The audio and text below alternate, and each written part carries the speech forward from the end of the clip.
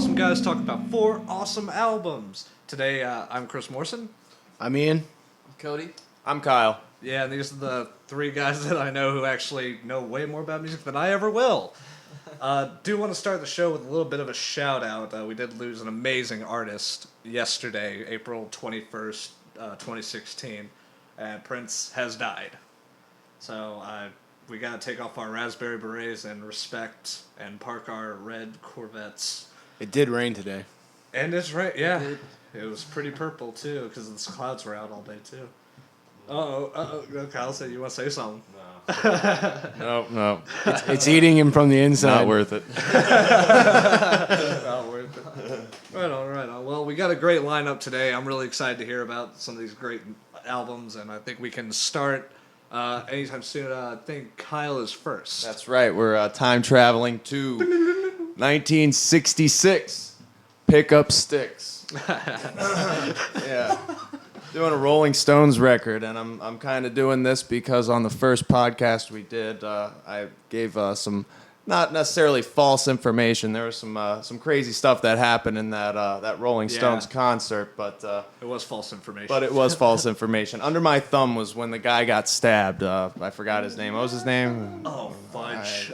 You said it then. I don't know. Yeah. It doesn't matter. That's not the record I'm doing. I'm actually doing what's it called? Got Live If You Want It.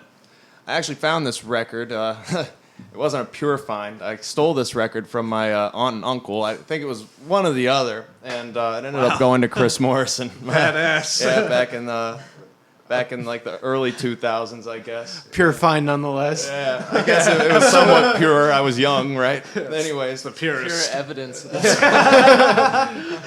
thank God those old motherfuckers don't listen to podcasts. The pure innocence of being young. Yeah. It was good then. A lot of good stuff on this record. Some interesting things about the record as well. Under My Thumb, Get Off My Cloud, everybody knows about. 19th Nervous Breakdown, I'm All Right, Satisfaction. Plenty of stuff that we've all heard. Yeah. I can't get no. Yeah. No. These were all live cuts, right? Not all of them, actually. That's the interesting thing. And the Stones themselves were not really pleased with this record. See, the actual release of this title was in 1965. That's in England. And that was a whole different lineup of songs. We Want the Stones was the first. Everybody Needs Somebody to Love.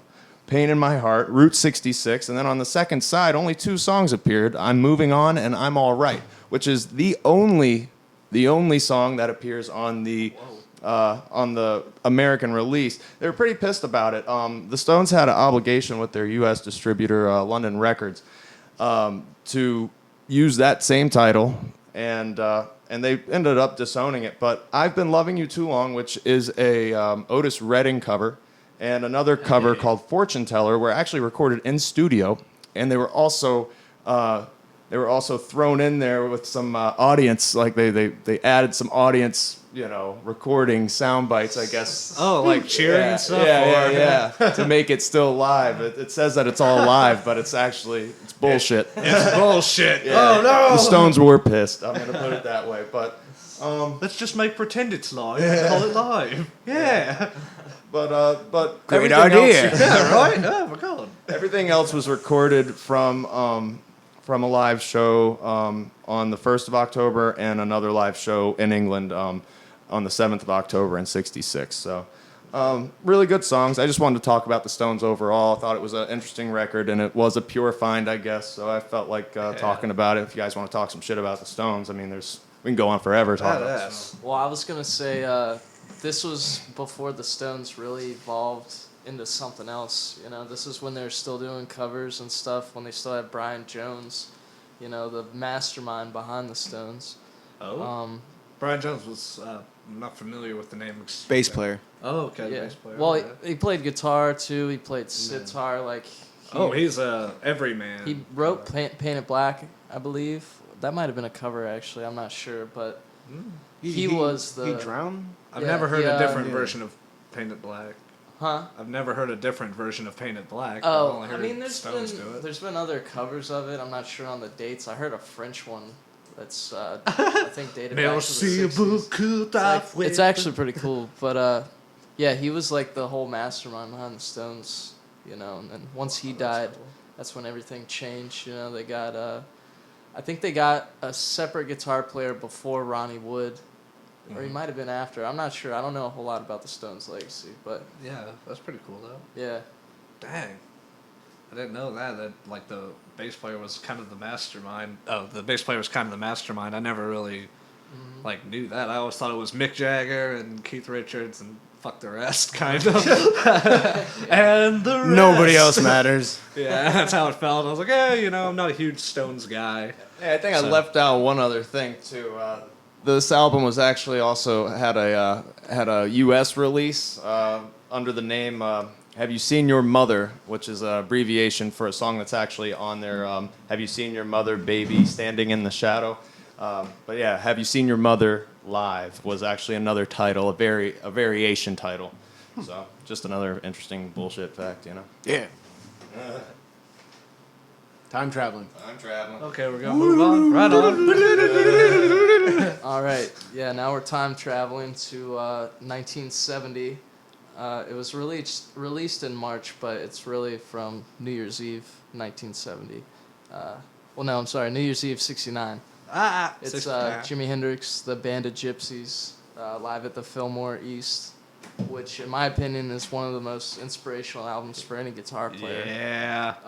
I really wanted to pick this album because, one, last week I did a guitar legend, Stevie Ray Vaughan, so I figured I'd bump it up to the biggest guitar legend in my book. And who My better idol. to talk about Jimi Hendrix than Cody? Yeah, really. I've done countless book reports on this man through school, you would not believe. And now you're doing one more. we're doing It counts one as more. it counts as a book report, kind of. You Uh, do but- have to do research. For Yeah, these kind of this one things. is the juiciest one out of all. Yeah, right on. I'm excited. But The things you can get away with on the podcast as opposed to what you have to, let your teachers read. yeah, Jimi yeah. Hendrix was 35 when. No, this is the good stuff. This is the grit. Yeah, this is the grit. You This learned is- about acid. Yeah, well, I mean, he was doing acid at the beginning of his career, but with that aside, with drugs Yeah. aside, Yeah. yeah, this was recorded between 4 shows, technically 2 shows, spanning from New Year's Eve of '69, and then the next day, In New Year's Day. 1970, officially. yeah, into January 2nd. Yeah, they played. I think it was like 9 o'clock every night and ran till about after midnight. Ooh. Um, That's nice. Is all of that yeah. on the album? Is it like run all the way through? It's been on reissues where they played Odd Sang de Lang, or however you say it. I tried to say that without sounding like a fucking redneck. But Too bad. yeah, but there's cuts of that of them playing and then going into their set. It was pretty cool though. I would have loved to have been there on New Year's Eve partying with them. Right? I think But, most of us would have loved to have been in the 60s. Oh yeah, Yeah. definitely. But yeah. The 1860s. Oh! Wasn't expecting that. 1860s. I'm gonna farm me some corn. I ain't your Paul, boy. I hate your damn Paul. Get off of me. But this was released after Electric Ladyland, which was like his baby, pretty much. Like Yeah. that album, I'm probably gonna pick that for one of the next Pure Finds. Eventually, I'm gonna save that though.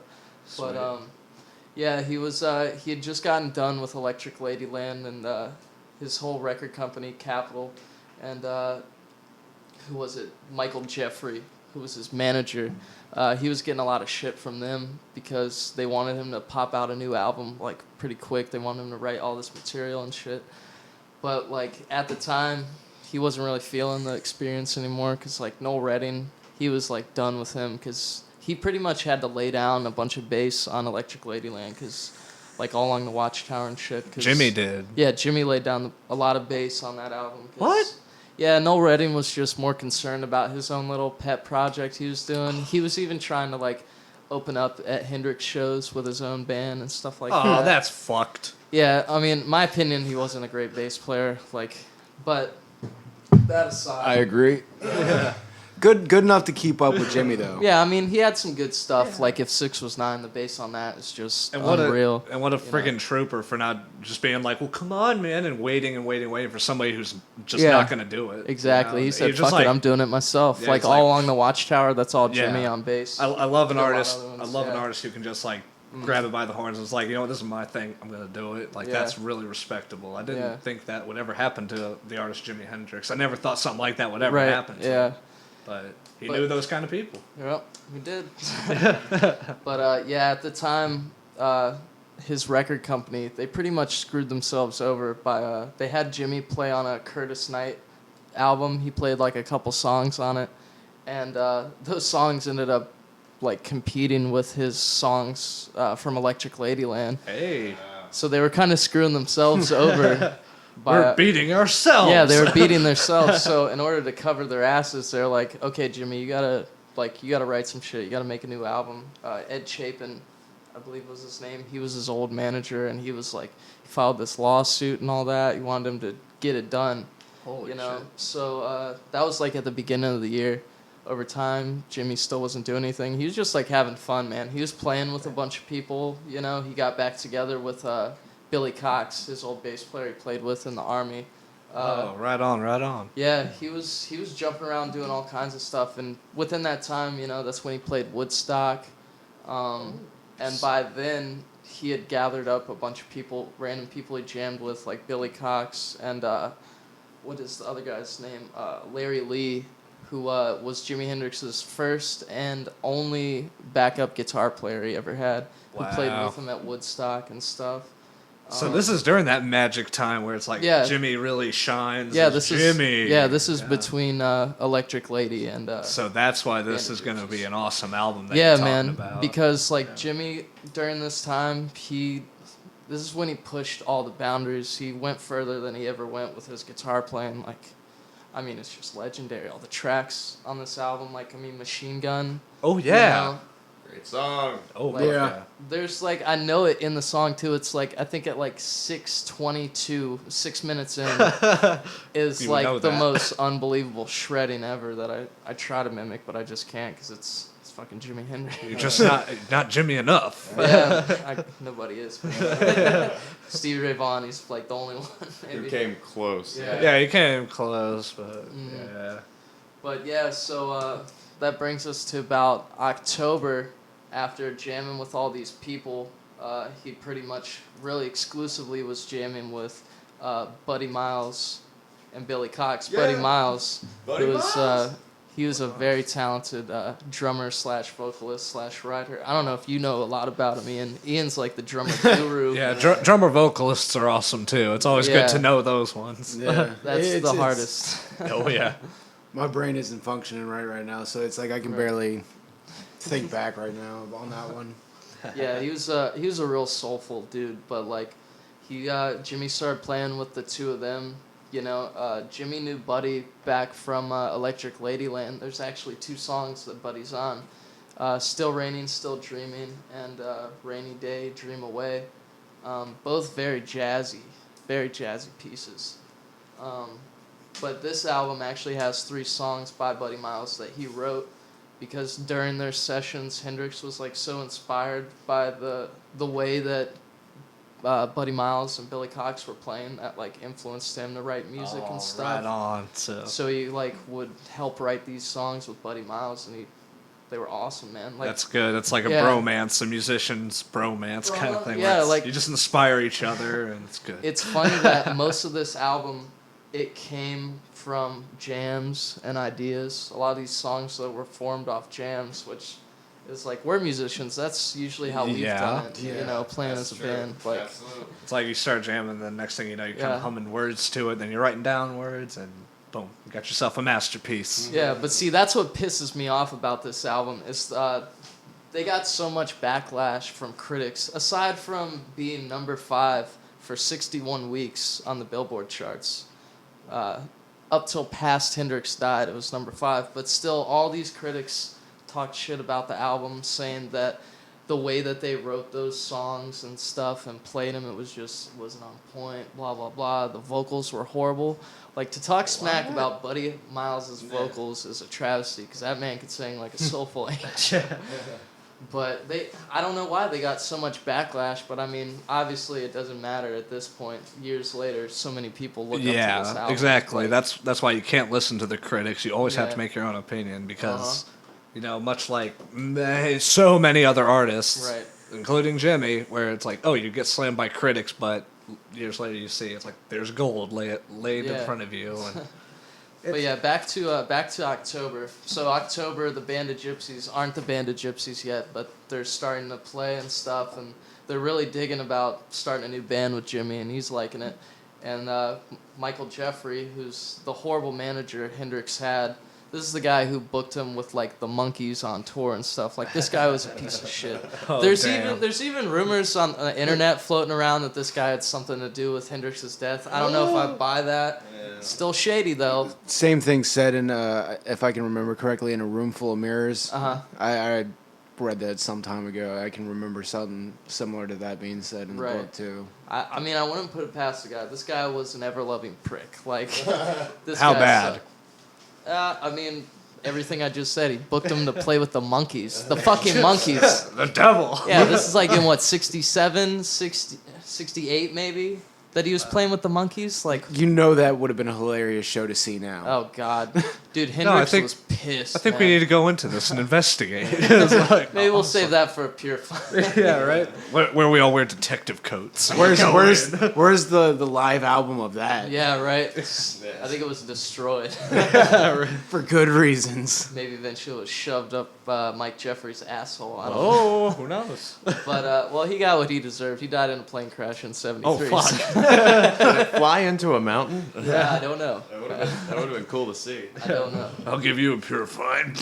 But these songs that they wrote, they pretty much jammed and wrote these songs from October till like the week before the show in December, and they had it all, well, not mapped out, I wouldn't say, but they had them written down enough to know when to change and shit. But as far as like set lists go, when they played this gig, like there was no set list. They pretty much would turn It to was each just other and be like, like, all right, go. we're gonna do this. That's why if you listen to this album, literally every song except the first one is introduced by a different member, like, you know. Oh yeah, so they're just like, now we're gonna do. Ah. Yeah, like Jimi Hendrix introduced all of Buddy Miles' songs, and Oh, that's Buddy cool. introduced his songs and Yeah. shit like that. So it was like, it was kind of on a whim when they did this, but the fact that it was 2 shows, you can still get the old recordings of the first shows, but you can totally tell the difference where, I mean, they knew what they were doing, but they didn't have their shit together as much in the first show as they did the second. Because, Yeah. like, the first show, they went in just to have a show, entertain everybody, you know? It's like a Jimmy was- test run almost. Yeah, exactly. Like, but the second night that they played, Jimmy didn't move around at all. Like, he literally stayed in one spot the whole show. Did he his could- job. Yeah, and- because he yeah. wanted to put out the best he could on this record live, and that's why his guitar playing on this album is uncomparable to anybody. Wow. Like, it's crazy. He just And- he was like, okay, guys, that's enough goofing around. Yeah, man. Time to lay it down.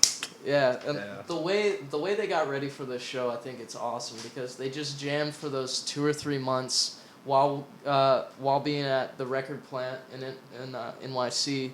They did some demos there, you know, to hear how it sounded, what they were doing. And then a week before, I even got a quote here of a week before their show on New Year's Eve, Jimmy said, "We spent 12 to 18 hours a day practicing this whole last week, straight ahead, and then went into a funky little nightclub and jammed down there to test it out." So, like, yeah, they just went to, like, a seedy little club, hole in the wall, and tested out the show. Now That that would've might have awesome. been that might have been a good Yeah. show for cheap. That too. would, yeah, that would have been awesome. But another thing too is Billy Cox was saying how Jimmy had become so experimental with his guitar effects at this point. Like he was using a combo of stuff he never used before. Altogether, he used a Univibe phase shifter, his classic Dunlap fuzz face, you know, distortion Okay. pedal. Of course, his classic Crybaby Wah Wah. Yes, too. I was about to say I was like that signature wah. He played with 2 a lot of times as well. I'm not sure if he played with 2 at this recording, but Like the, he stood on both and wah wah at the same yeah. time. Well, I don't know. But the last effect he had. Skateboarding on wah pedals. Hey, if Dude. anybody could do it, Jimmy could probably do it. I think we got an idea for a great music video. Yeah. It's kind of like OK Go, except better. But the last effect he had was his Octavia harmonizer, which actually he invented with a man named Roger Mayer, He was an engineer who he did a lot of shit. He made fuzz faces for Big Jim Sullivan, Jimmy Page, and Jeff Beck. Like he worked with them. Wow. But on Jimmy's first album, Are You Experienced? Roger Mayer, sorry, I keep saying Roy. He made this for him, and ever since he made that pedal for him, it's been a staple in his guitar Octavio. playing. Yeah, which I was saying, is it like the one you have? Yeah, well, it's the one I have is a replica of it. It's such a replica that there's no 9-volt plug into it. You have to buy a fucking 9-volt every session. Damn. But it is the greatest pedal. It is so awesome. Like I have a lot of fun with that. I've heard you play on that, and it's pretty awesome. It's fun, man. Yeah. Yeah. Yeah, you know, so he was pushing a lot of boundaries here, and he pretty much produced this whole thing by himself. I mean, with the help of Wally Hyder, he supervised the recording while they were playing. This guy also did his Woodstock performance, Monterey Pop performance. Eddie Kramer also like helped out, but he didn't really help out till later. Once they brought the tracks into the studio, he pretty much laid out, you know, how the album should go, what songs and stuff like that. Okay.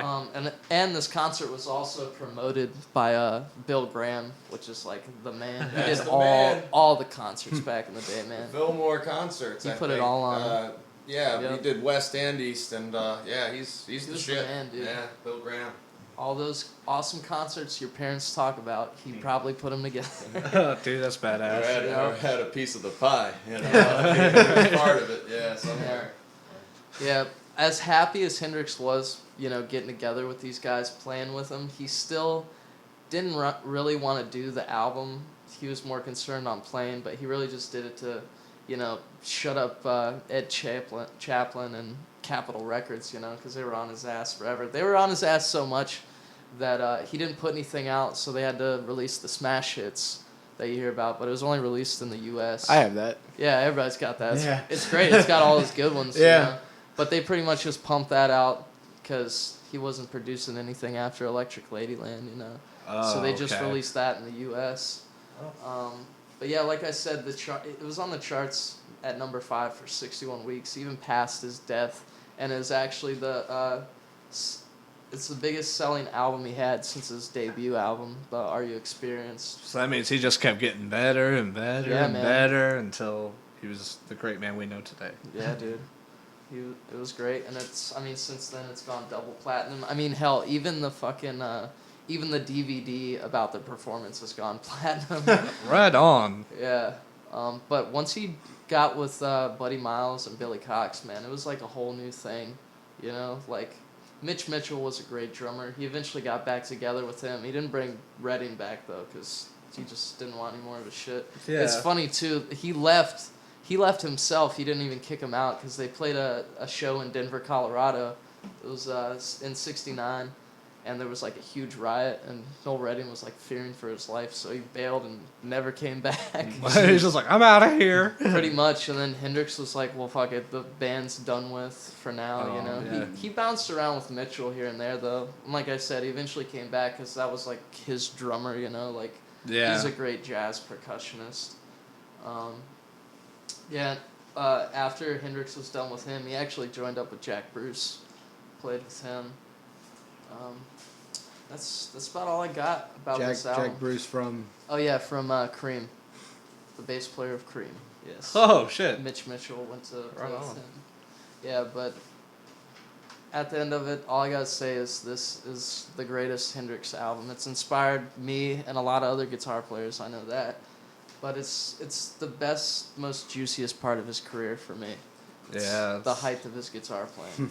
I gotta hear the album now. I haven't heard that one yet. Oh, it's great, man. So it's like I've heard a lot. I've heard like Valleys of Neptune, that new thing that they came out with. And, oh yeah, they've been pumping those out. All those are just like unfinished stuff he never put to an album or even finished with. You know, at the end of the day, those albums aren't what he wanted. Even though there's some good stuff on there, I don't think he would have wanted. There's a couple of good things. Yeah, I mean, there's great songs on there, like Valleys of Neptune is awesome. Yeah, there's versions of songs on there. Yeah, speaking of unreleased tracks, Prince has, he just passed, but he has this giant vault full I read that. Finished stuff that's like, he just has a vault for. So his family's gonna be making money off him. exactly. It's like there's videos. Time to there's release music. Prince stuff for the next couple of decades. It's gonna happen Tupac style, and it's like Prince is still alive. I don't know. gonna be a hologram. Oh, that would be sweet. See, like Freddie Mercury and Prince playing as holograms. Freddie Mercury fucking Prince in the ass. Purple Rain style. That'd be a. You know what? I think I'd pay for that. I think I'd pay to see it. You know, just be like, this is magnificent. You got to go to Tijuana first. No, in the States. Let's keep it humble. So, on that note, On that note, we're gonna how about we jump into a time machine instead? Yeah, we're not gonna be talking about Jimmy on this one, or I mean, I would think Prince. No, man, I thought about it too, but I don't have any. I thought about it. I respect the man as a musician, like I do. Oh yeah, me too. He's an excellent guitar player. I saw him play. What was the Super Bowl? I think the Steelers were playing. Yeah, no, I don't know. Oh, he I played forgot. all along the Watchtower. Yeah. Ooh. Excellent guitar player. I mean, Absolutely excellent. I recommend I'm not a big fan of some of his shit, and like Doves Cry. Fuck that shit. like one video I recommend anybody watching of Prince is the "While My Guitar Gently Weeps" video. That's where I sadly enough, that's where I gained respect for Prince. Yeah. I never really liked him, Yeah. and then I saw that, and I was like, "Whoa, he can play guitar." Yeah, I was like, dude can play. Yeah. Like I said, when I saw him in the Super Bowl, I was like, Who is this got cat? balls. Who's this cat, Prince? Yeah, this guy. He thinks he's something, huh? And it's like, yeah, he is. He's a huge something. Yeah. He's really awesome. But we're time traveling. We're I'm gonna, I guess, still classified as a rock album. Yes. Flute rock. Yeah.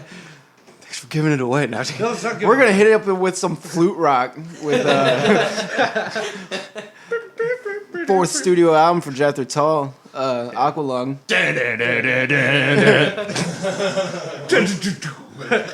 Released March 19th, 1971. This album, I'm going to go straight facts on this and then, tell my experience and why I like it. Because, I mean, honestly, the album is great. I like the album. The album's fantastic. There's only a few songs on it that I actually, connect with. That being of, obviously, Aqualung. Yeah. The title, and then Locomotive Breath. Oh.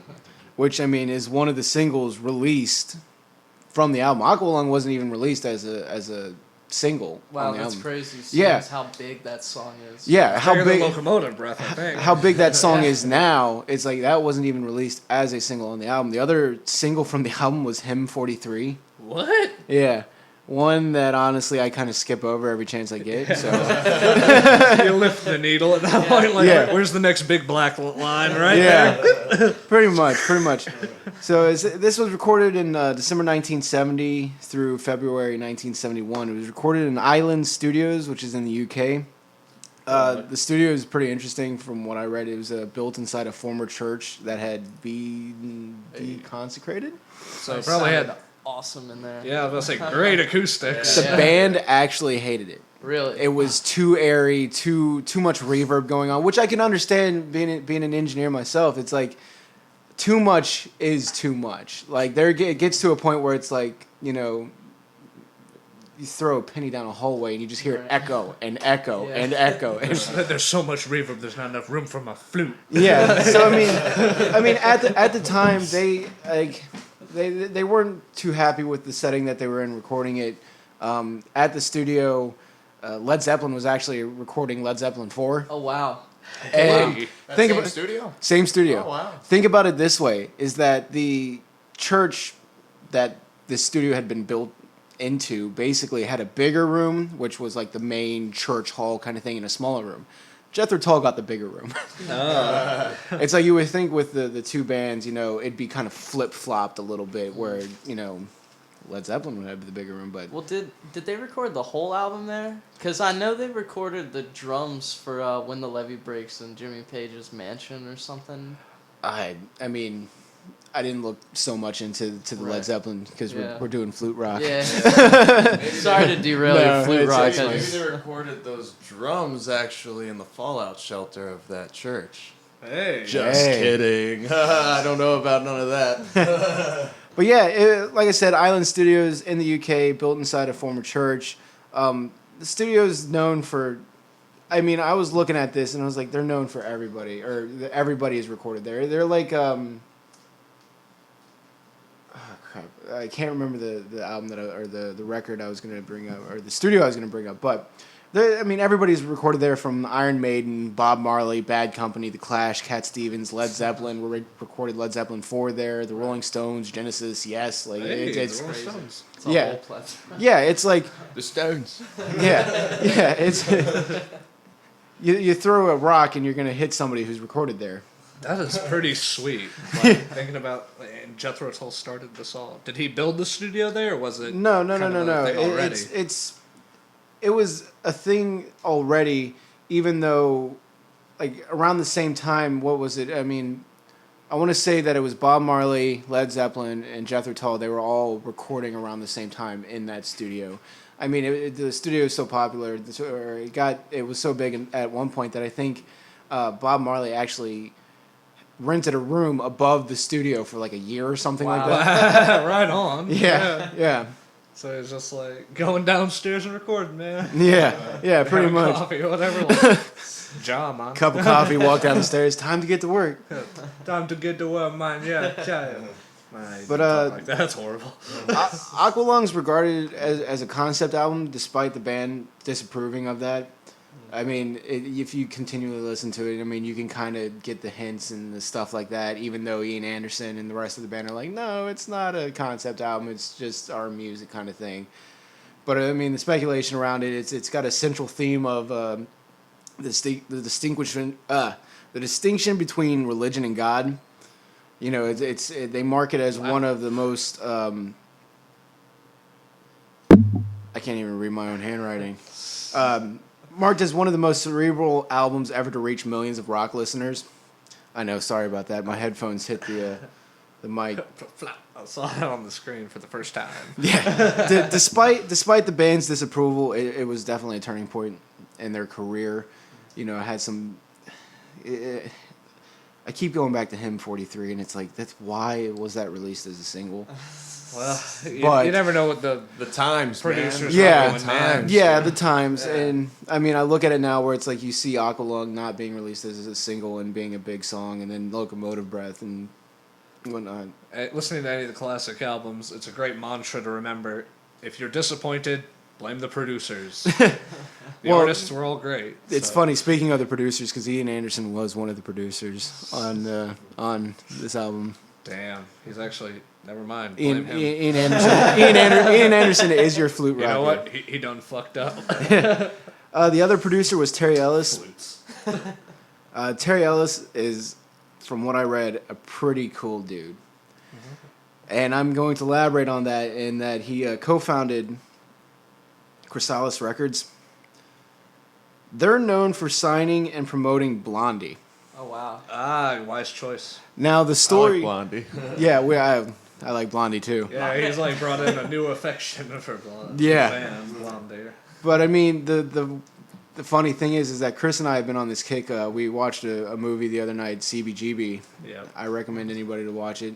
It was good. I actually Alan thoroughly, Rickman is yeah, playing Hilly Crystal. yeah, Yeah. thoroughly enjoyed it. So I mean, of course, if anybody knows CBGB, I won't get into it. Be for another story, another time, kind of thing. Yeah. But Terry Ellis, he actually saw Blondie perform in New York, and he purchased the contract from the smaller label that could not promote them. Ooh. Yeah, not only Blondie, but I mean, he's signing and promoting Pat Benatar. He launched Billy Idol's career, brought him Wow. to the States, and basically launched his career. The other one that I wrote down was Huey Lewis and the News. I didn't really write down. Paul. Yeah, didn't write down anymore. But album cover. The album cover is by Burton Silverman. It's a watercolor portrait of a long-haired bearded man in shabby clothes, holding a little lantern Yep. and stuff like that. I love the album art. It's Oh yeah, it's iconic, man. yeah, it's fantastic. The idea was actually from Anderson's wife, who had taken a photo of a homeless man on the Thames. I'm probably butchering this. As an American, we'd probably say Thames, but I want to say it's Thames. Yeah. I'm gonna have to ask my boss the next time. Thames. It's Thames, and I've heard it Thames. Thames. Yeah, the or Thames embankment. Thames. Yeah, it's different between American English It's and. how you use your tongue when you say Thames. it. Yeah, Thames. Like I said, I'll ask my Weird. boss and I'll clarify that maybe on the Yeah. next Pure Fine, but not that How's it's. it spelled? Just making spaghetti today, and thyme is actually thyme. Yeah, thyme. The way that you say it, that's how my grandma said it. But then again, you got fucking teachers, and they'll say it thyme. Thyme, yeah. Yeah. But I mean, getting down to the last little bit about my album. I mean, for the charts, it reached number 4 in the UK, hit number 7 in Billboard, it hit number 7 in the US. Certifications, it went 3 times platinum. That's Wow. over 3 million units. Right on. But I mean, yeah, and I mean, like, it's strictly factual for this one. I mean, it's more of the songs on it. The 2 songs are honestly Locomotive Breath, why I picked it. I mean, that is an iconic song from my life, going back into my life story kind of thing. It's like, I am a piano player, as amongst other instruments to be named later. No, I'm not a flutist. But no, I started out on the piano, so it's like that one song, the intro to that song, it's always something I've strived towards, and for as long as I've been playing, I still can't get the emotion and the feeling behind it yet. There's still some really good guitar on that too, isn't there? On Yeah, Blood and Breath? yeah, It's the like song blues is rock, phenomenal, yeah. and I mean, it's one of the reasons why I chose the album. It's like my piano mentor, I've heard her play it once or twice, and it was phenomenal. It's one of the things that kind of got me back into playing piano. Nice. Yeah, because I mean, when you're 3 and you start out playing piano, do you really want to play piano? No. You want to No. play ball. But I was forced into it, which turned out to be a fantastic thing anyways. But I mean, eventually as I got older, you want to go outside and play, blah, blah, blah, whatever. Yeah. You want to go do dumb shit out in the woods. Same thing when I started playing guitar at age 8. Yeah, it's like, let me go climb a tree and fall down and do something stupid or something like that. So it's Let me like go play around with the lawnmower. Yeah. So it's like I got out of playing piano for a very long time and got out of playing music for a long time too. And then it didn't happen until, once again, and this was much later. I mean, I obviously picked up the drums and guitar and all that crap. And, well, not crap. Fantastic musical instruments. But it got to a point where it's like the piano was kind of lacking from my life still even then. And it took up until high school to really hear Locomotive Breath. My sister wanted to learn how to play the piano. Mom had found somebody to teach her and stuff like that. And I ended up going there because I needed help with my AP music theory. I was like, I'm the drummer going into AP music theory. And even though I had that piano background, it's like I still didn't know what the hell I was doing. And so it ended up being where I didn't learn anything about AP music theory. I ended up playing and learning more, and it got me back into it. And this was the song that got me back into it. And eventually, you get the album, you listen to it, and it's fantastic. And that's all I really got to say about that. Thank you, Forrest. But I gotta say that is an incredible story. I never knew. I don't think I ever heard that from you in the past. So that's pretty cool. I don't that's a good one. share the history very much, Yeah, but that's good stuff. yeah, That's really good it's stuff. like I said, it's a fantastic album. If you can get past everything else and get to Aqualung and Locomotive Breath. I mean, not dissing the rest of the album, but that song had a huge impact in my life. And I mean, the other 3 guys sitting around this table know that, like, I can't live without a piano now. Yes. I mean, Uh-huh. Chris to my right knows the. I was swinging my fingers like a maestro. He knows, the hard times of last year, and all that jazz, and And it comes out on the piano Yeah, as a magnificent piece the every piano night. being absent from my life is a horrible, horrible thing, and I feel lost.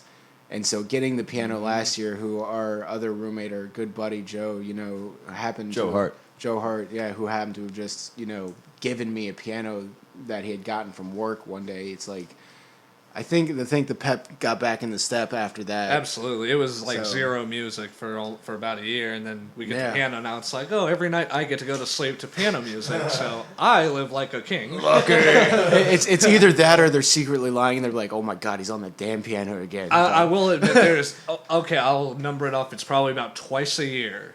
It'll only happen twice a year when it's like I'm in the middle of a series or something. It's like I'm dedicated to watching this show.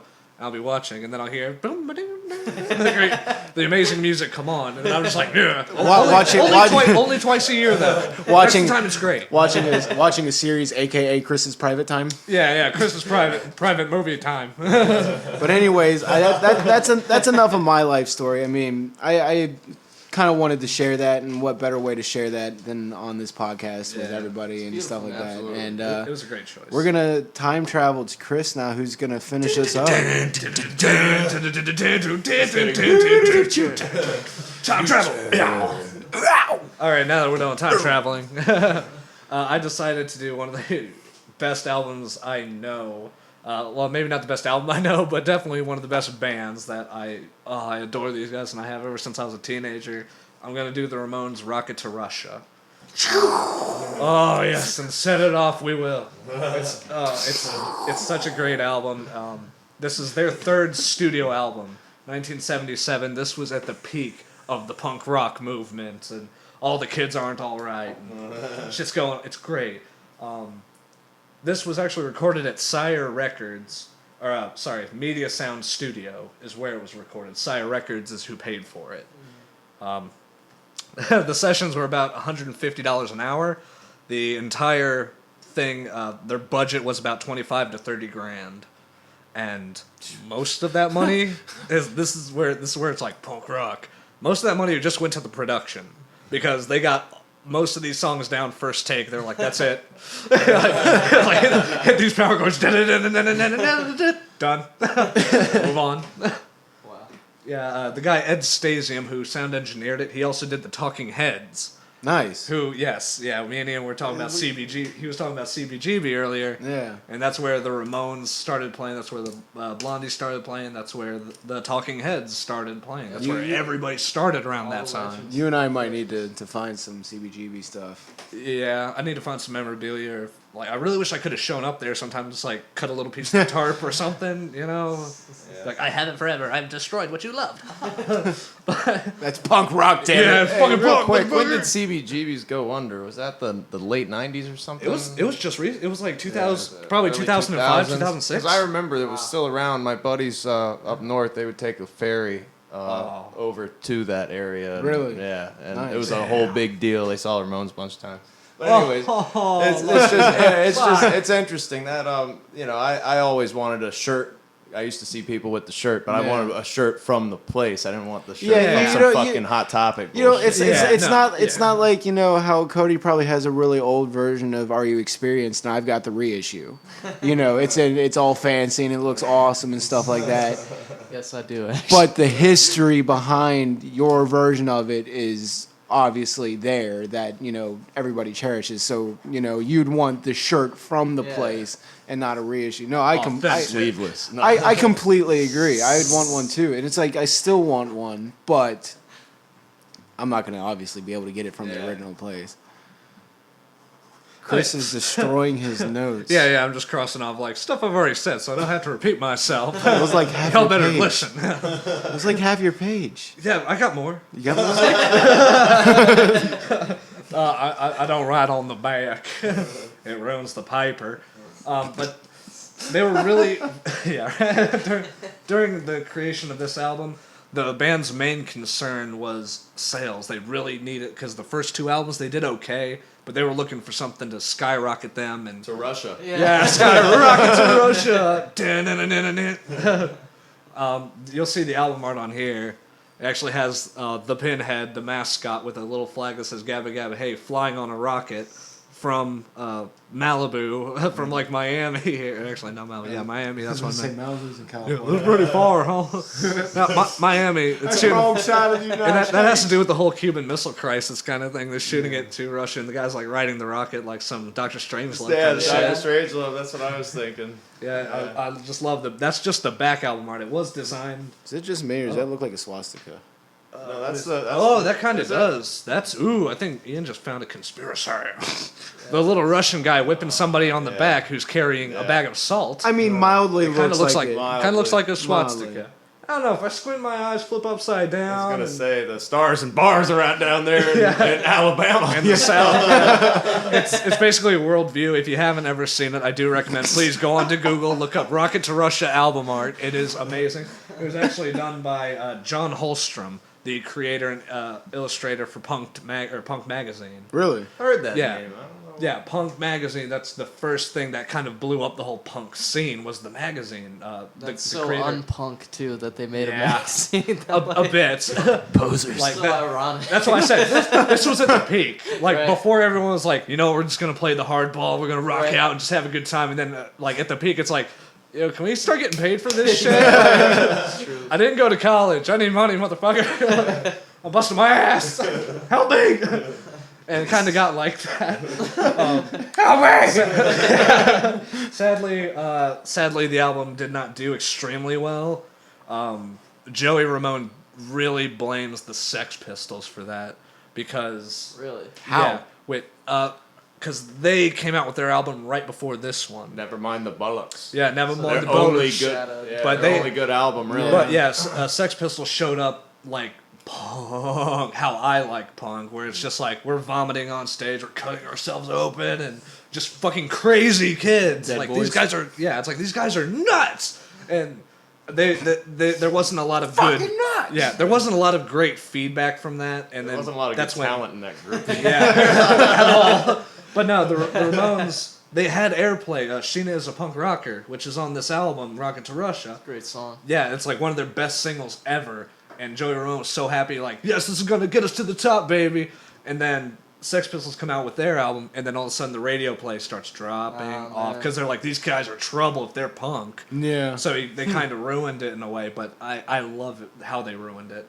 I wish they hadn't because I really like the Ramones. I wish they did a lot more. I mean, hey, wait, but the long run, the Ramones. That's what I was. Yeah, gonna You know what I say. mean? yeah, they got did. the They did a last lot more line. albums. Yeah, they had like And they're beloved in like tons. Brazil and shit. It's they're beloved right here in this kitchen. yeah, Oh, sorry, recording studio. they worship him kitchen like studio. Michael Kitchen Jackson, studios. dude. Kitchen Studios in Fredericksburg, Virginia. They made a lot of their money off of shirt sales than Yes. anything else. Their album sales wasn't what kept them alive. Their shirt sales is what paid for their albums. I think they helped out Chuck Taylor a lot too. Right. Yeah, The but merch. yeah, the merch. The merch. But this album did. If you hear all the albums beforehand and some of the stuff after, you'll notice that this album actually has a lot of that surf rock sound. It's Right. very poppy. It's easy to dance to. It's easy to get along with, and it's still kind of hard and fast. So it's really that's why I loved it. I was so attracted to this the album. Ramones sound in an album, you know. Exactly. Yeah, the Cretin Hop and a lot of these songs. Right. Yeah. See, even with that name, Cretin Hop, it's a lot of humor is put into these lyrics. Teenage Lobotomy. Do You Want to Dance? That's a cover. Yeah. I don't even think it was a Beach Boys cover. It was whoever did it before them. Yeah. Yeah, and it's really great. What is it? We're a Happy Family.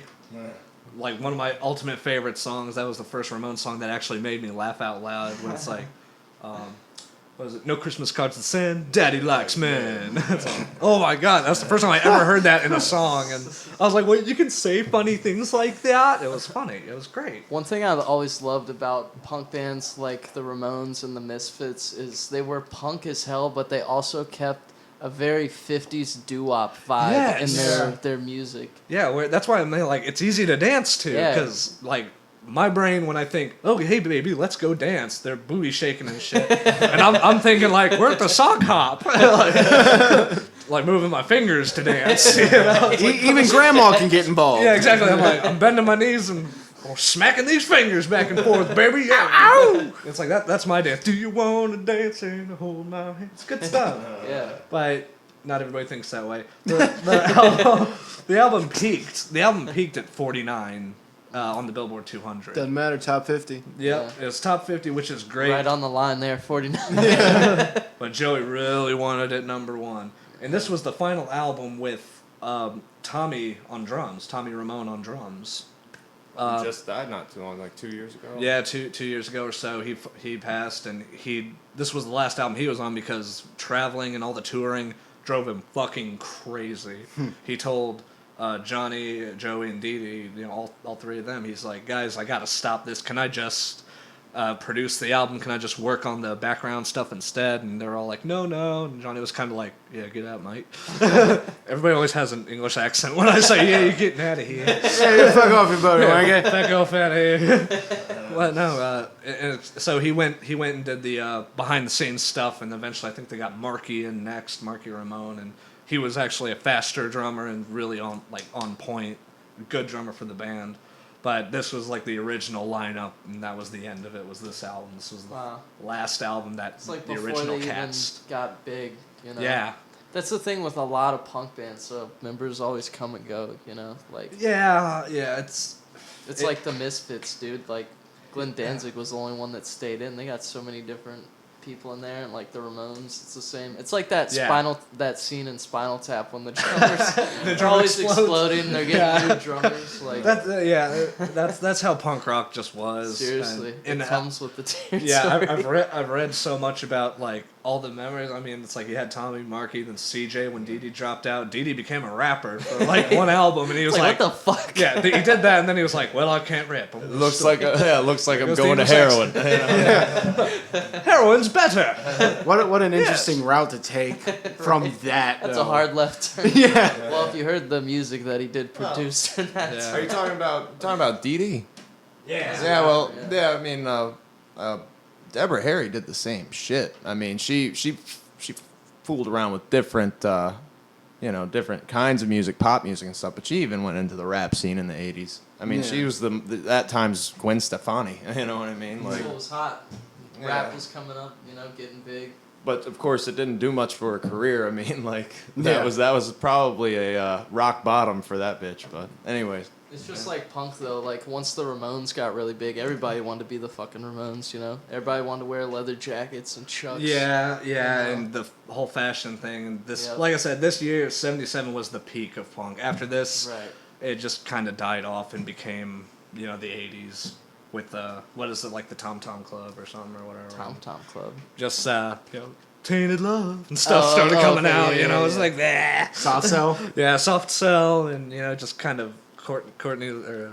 Man, I can't remember any of these 80s artists tonight. I'm too focused on the freaking Ramones. Get back to the Ramones. Yeah. In closing statements, the album art that I was talking about earlier, done by John Holstrom. Was actually it's now featured in the Rock and Roll Hall of Fame as like a classic. And they've said that I don't know, anything I've read so much about this album this week. They said on their inside sleeve that there is drawings in there too depicting the songs. My copy, which I'm pretty sure is original, it doesn't fold. It's just the album. So I'm like, what are they talking about? Is there a different version of this? Is it on the inside of where the album is? No, yeah, I just checked it today. There's nothing. It's nothing. So I don't know. That's an original print? I'm hoping it says 1977 right on the bitch. Right on the bit. Right on the I little mean, cock maybe cover. it was a reissue that they put out. It possibly could be. I really hope it's not, They but might it have sounds put it out like when they really got big in the later 80s and shit. possibly. Yeah, because it doesn't fold. But anything I've read, they always say, "Oh, the inside album art," and it's like, I really want to see this. I don't want to search it on Google or Wikipedia because I want to see it in person and feel that awesomeness. But if it's not going to happen with this copy, I have faith it'll happen eventually. And the cover art is beautiful. Like the front cover is great. It's just the four guys lined up, black and white with pink lettering, so it just sticks out. We'll look into more of that and give you guys an update if we find out if Chris has got this magical rare copy. Hopefully, that'd be awesome. Yeah, right? We'll find out. If it is, then I'm kind of sad. I'd rather trade it so I can get the inside album art. I would love it. Sorry, grabbing something in my packet. Yeah, what do you think about that cover, though? Don't you think that's, righteous? Oh, I've seen the cover. It's iconic. Yeah. absolutely. It's the perfect cover. Ramones Rocket to Russia, and that was my pure find. I found that junk in Blue Shark, and I've been a fan since I was a teen. Actually, the first time I heard the Ramones, Kyle, you burnt me a CD just full of punk rock. He just gave it to me. If he sold it to me, I'd have been like, "That's punk." He just like burned a bunch of one CD with a bunch of different songs on it, and that's when I first heard like, "Do you want?" Yeah, Kyle got me into the Ramones too, man. Yeah, I was like, and as soon as I heard it, I was like, "Whoa, what do these guys look like?" And I searched and looked it up, and I'm like, "These guys are ugly as fuck. I'm ugly as fuck." Kyle didn't get me into the Ramones. Unfortunately, he couldn't have the whole table there get into the Ramones. Yeah. Well, yeah, sounds like you need some Ramones, my friend. Oh no, I know the Ramones. I've gotten into the Ramones. It's just Kyle wasn't the one responsible. Yeah, Kyle didn't pop my Ramones cherry. I don't know you, sir. I didn't know you. Who are you? But yeah, in closing, that's my pure find. That's my jewel piece right now in my collection. It's like I don't want that to go anywhere. I never want to sell it. That brings up a good topic. I don't know what my jewel piece would be. Like the dime, where it's like, if I lost every record I own, it doesn't matter. But this one, if I lost that, I would cry. I would break down. Like, I do know. I actually do know, and I can't bring it up because I want to be able to use it for a later date, and there's a story involved with that one too. With all of it, do you have to keep it from all of us or just the audience? I'm gonna keep it from all of you. Oh man, I was gonna say just write it down and show us. That way, you guys get hit with the story. Well, it's not really that big of a story, but like a blast to the chest. Yeah, you get hit with it. Shotgun. Yeah, you got everybody's gauge pump, chest full of copper blip. Everybody's reactions will be genuine if I do it during the podcast. Badass. I like that idea. Shazam. All right. Well, we're gonna wrap up the show now. We're gonna wrap up the show. I do have a little list. I asked people on Facebook about 2 weeks ago, and I finally got the final polls in. I got a couple of good finds here. I asked everybody on Facebook, what would be your deceased artist supergroup? Now explain to that Prince? to people. No. Prince is Just now Prince. available. It's now available now for touring. explain what you mean by deceased supergroup. Deceased artist supergroup. Any artist, musician, I should say, because I don't want Michelangelo playing the drums. I'd pay to see that. Yeah, right? I'd pay about $12. Playing with paintbrushes? Yeah, but any deceased musician that you can think of, that means like Jimi Hendrix, Lemmy, Jim Morrison, the greats, any of them. John Lennon. If you can take each member, you can form a 4-piece, a 3-piece group. As long as you can compile the best, who do you think the best group would be? I was going to ask for a name for the group too, but I figured that might be too hard to think about because I can come up with names all day. But here are some of the great decisions that I found people saying. Our friend John says Jerry Garcia on lead guitar and lead vocals, George Lowell from Little Feat, lead vocals, rhythm guitar, Levon Helm on drums and vocals, Rick Danko bass and vocals, Alan Toussaint vocals and piano, and song arrangements by Alan Toussaint as well. And that sounds like a solid classic festival group, really. Right. Like, whoa. The harmonies that would have came out Oh, of that. God. I don't even think. Amazing, man. Would they rival, though, Crosby, Stills, Nash, and Young? I don't know, Jerry They Garcia, got more Rick Danko, voices, I and don't know. just think the band, and put Jerry Garcia in there too. Like, how sick would that be? Yeah. That'd be awesome. Alan Toussaint. Yeah.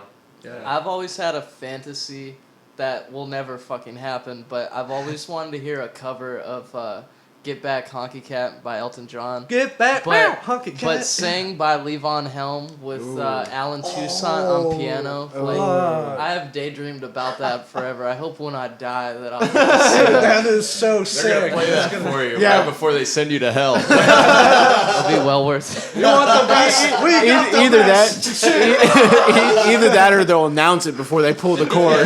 This is gonna be your playlist on your way down. Damn, get back, damn, Honky Cat. I just think Levon Helm's Southern Twang would have just... absolutely. It would have been awesome. Great, dude. That would be sick. What would you call that? What would you call that? Levon Helm and Jerry Alan Garcia Toussaint? and Alan Toussaint. What, you mean, what would you call that whole supergroup? No, I was like, what would you call that's the super duo? The super duo?